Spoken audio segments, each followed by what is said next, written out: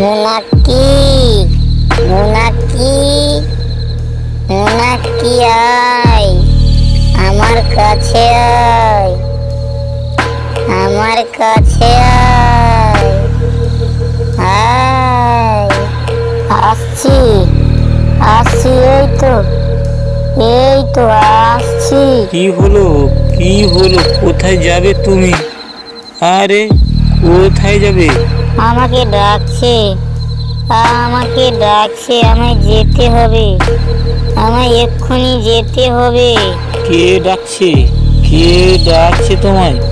কোথায় যেতে হবে? আমার পথ ছাড়ো, আমায় ছেড়ে দাও, আমাকে ছেড়ে দাও, আমায় যেতে হবে। না, তুমি কোথাও যেতে পারবে না, কোথাও যেতে পারবে না। তুমি তুমি ঘরে থাকো, তুমি শান্ত হও, শান্ত হও।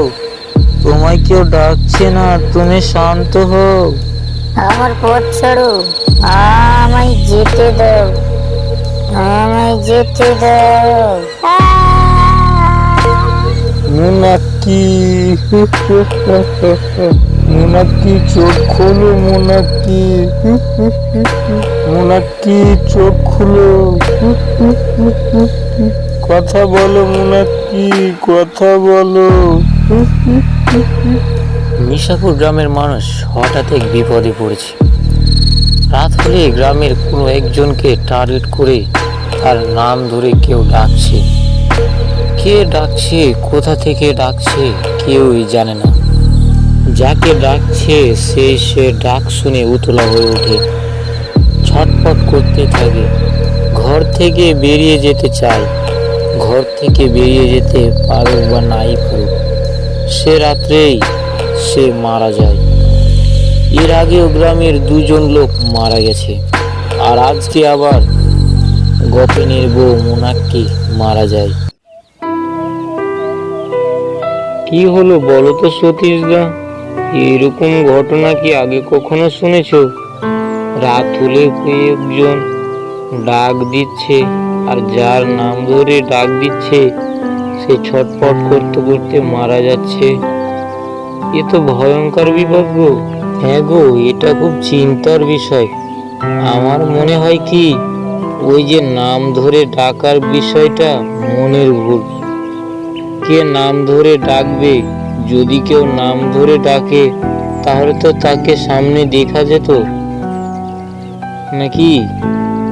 আমার মনে হয় এটা কোনো রোগ, ছোঁয়াচে রোগ, একজন থেকে আরেকজনের মধ্যে ছড়াচ্ছে। আমার কিন্তু মোটেও সেটা মনে হচ্ছে না। যে ডাকার কথাটা বলছো,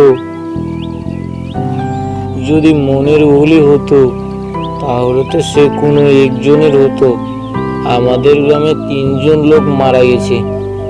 সে 3 লোকেরই পরিবার বলছে যে মৃত্যুর আগে তার নাম ধরে কেউ ডেকেছে। সবার কি আর একসাথে মনের ভুল হতে পারে? কি বলো খুড়ো, তোমার কি মনে হয়?